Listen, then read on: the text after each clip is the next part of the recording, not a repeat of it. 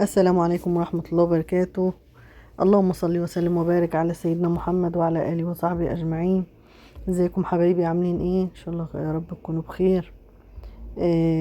انا ايمان معاكم من قناتي طبخات بيتي ايمان المهدي. بس في الاول كده بحب اشكر الناس اللي هي اشتركت معايا، وبشكر برضو كل الناس اللي دعمتني وبعتت لي كده كومنت كويس. بشكركم جدا، والناس اللي ما اشتركتش يشرفني ان هي تشترك معايا، وكلكم يا جماعة على راسي من فوق والله. هنعمل ان شاء الله الصابون البلدي بأقل تكاليف ان شاء الله، بجودة عالية جدا وبرغوة عالية جدا برضو. زي ما انتوا شايفين كده انا جربته على الهدوم. جبت كده تيشيرت من بتاع بنتي وجربته عليه كده، خلاه جميل جدا ونضيف جدا.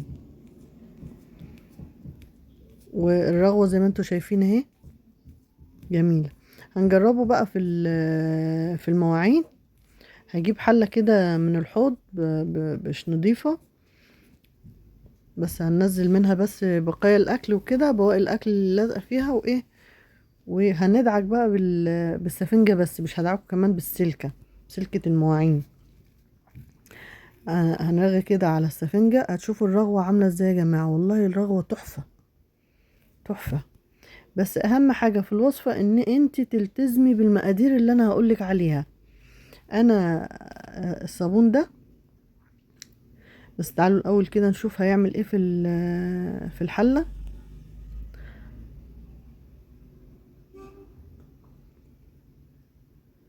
بالشكل ده شايفة الرغوة عالية ازاي؟ رغوته جميلة. هنوسع كده لنفسينا وندعك بقى الحلة نغسلها.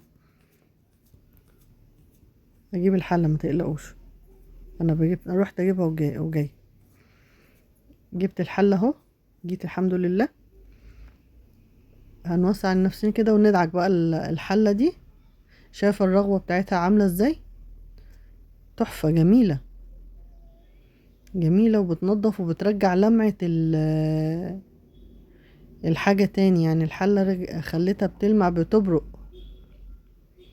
وبتنضف بالشكل اللي انتوا شايفينه ده. هنروح بقى نشطفها وهتشوفوا شكلها عامل ازاي. بصوا يا جماعة، خليتها جميلة وبتبرق ازاي، زي ما يكون جديدة. تعالوا بقى ايه نشوف الصابون القمر الجميل ده عملناه ازاي. والتاني مرة بقول لكم لازم تلتزموا يا جماعة بالمقادير. انا دول 2 لتر من الزيت المستعمل. شايفين شكله عامل ازاي؟ ده هنصفيه ونخليه ايه زي الفل. هنصفيه خالص من كل الشوائب وايه وبقايا الاكل اللي فيه دي. انا جبت كده كام ليمونة كده، 3 4 5 ليمونات كده، عصرتهم وخدت القشر بتاعهم. ايه غليته كويس قوي في المية، يعني سيبيه يغلي لما يطلع كل الزيوت اللي فيه وكل الفوائد اللي في الليمون. دول كوبايتين منه، من مغلي قشر الليمون. ودول 300 جرام من البوتاص او الصودا الكاوية. يعني اللتر الزيت بياخد 150 جرام. اوعي تزيدي عن كده او تقلي. وال2 لتر بياخدوا 300 جرام. انتي روحي لبتاع المنظفات، المحل المنظفات، قولي له انا عايزه 300 جرام بوتاص لل2 لتر الزيت. ماشي؟ شايفه الابخره اللي طالعه من البوتاص دي؟ حاولي بقدر الامكان ان انت تبعدي وشك عنها خالص، ويفضل ان انت تبقي لابسه كمامه على وشك عشان ما تستنشقيش البخار ده. مهم تبقى مغطيه وشك باي حاجه، بقماشه، بكمامه. مهم ما تستنشقيش البخار اللي طالع ده، لانه بيضر الصدر وبيضر الرئه. حاولي وما يبقاش فيه اطفال حواليكي، لان الاطفال دايما ايديهم بتبقى ممدودة على كل حاجة وبقوا عايزين يدوقوا. ربنا يحفظ اولادكم كلكم يا رب. هنبدأ بقى نضيف بعد ما البوتاص برد خالص خالص. تحطي ايدك على البولة من بره كده، ما تلاقيها بردت، حتى ما يكونش دافي، يكون برد. حطينا معلقة ونص ملح طعام، الملح اللي احنا بنحطه على الاكل، معلقة ونص كبيرة من ملح اللي المعلقة اللي احنا بناكل بيها، المعلقة اللي انتوا شايفين اللي انا بحط بيها دي. وبعد كده هنحط 3 معالق من السكر بنفس معلقة الملح، وهندوبهم كده. هو اللي بياخد شوية في الوقت السكر. انا نقلته كده في حاجة اكبر. لما تيجي تنقلي البطاطس او تعمليه، يا اما حاجة بلاستيك، طبق بلاستيك، يا اما ستانلس او صاج. اوعي تعملي في الالومنيا، لو عملتي في الالومنيا هيبوظها لك. بعد كده حطيت ربع كوباية خل وربع كوباية ليمون، عصير الليمون، وهنقلبه كويس. كل لما تحطي اي اضافة من الاضافات لازم تقلبي كويس جدا لغاية ما ما تدوب وتتجانس مع بقية المكونات. ماشي. احنا هنحط دي المكونات اللي قبل الزيت، في مكونات تانية بعد الزيت. انا هنزل باول لتر كده وهقلب كويس برضو، ايديا شغالة في التقليب وانا بقى بنزل برضو الزيت. احنا حطينا قبل الزيت، حطينا الملح والسكر والليمون والخل. انزل بتاني لتر اهو وانا برضو بقلب. شوفوا لون الزيت افتح ازاي.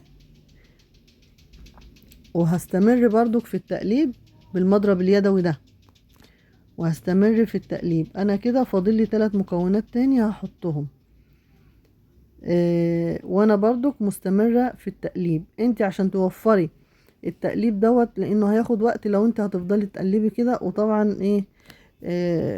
شغل البيت والاكل وهتطبخي وتعملي، تروقي شقتك وتنضفيها وتخشي تقلبي شويه، تعملي الاكل. طول ما انت بتعملي الاكل تقلبي شويه لغايه ما ما تلاقي شكله فتح وتقل معاكي زي الكيكه. انت لو عندك خلاط ممكن تضربيه في الخلاط او الهاند بلندر او مضرب المضرب الكهرباء زي اللي انا بعمل بيه ده. وبعد ما تخلصي تغسليه على طول عشان ما يلزقش فيه. هننزل بقى كده باول مكون بعد ما حطينا الزيت، اللي هو كيس برسيل جل، اللي هو اللي ب2 جنيه ده ب2 جنيه الكيس ده.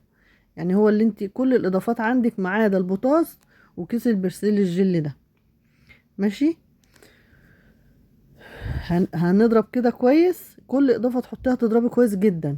وهتنزلي بكوباية صابون، مواعين السائل اللي انت بتستعمليه، اذا كان شركات او من اللي بيتباع عند محل المنظفات السايب ده، بس يكون نوع نضيف. يعني لو هتجيبيه سايب يبقى نوع انضف نوع هو بيبيعه. ماشي. هنضرب كويس جدا. شوفوا لون الصابون فتح ازاي خالص، فتح ازاي بقى، فاتح ازاي.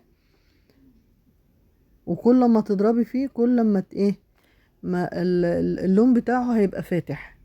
فاكرين شكله في الاول كان عامل ازاي وبقى دلوقتي شكله عامل ازاي.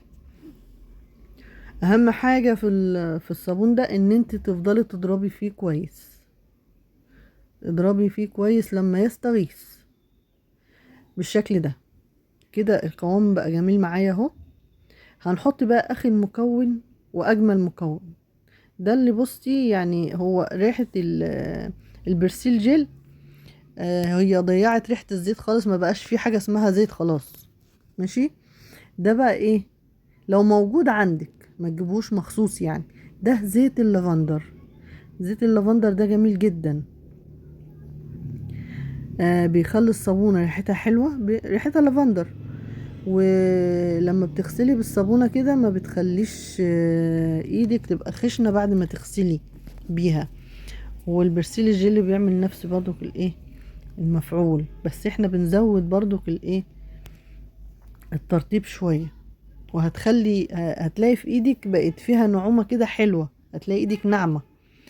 ماشي. هنضربه شوية كده بعد ما حطينا زيت اللافندر. وهنجيب صاج وهنحط عليها كيس زي ما انتوا شايفين كده، هنفرد عليه كيس اي حاجة بلاستيك كده تفردها عليه، مشمع كيس زي اللي انا حطيته ده، خدت منه حتة وفردتها عليه كده.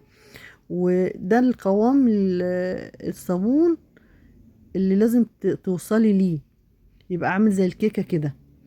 هتفرديه حلو في الصاج، وايه، وبعد ما تفرديه تديله خبطتين كده عشان لو في هوا، فقاعات هوا من جوه كده ولا حاجة تطلع. ماشي.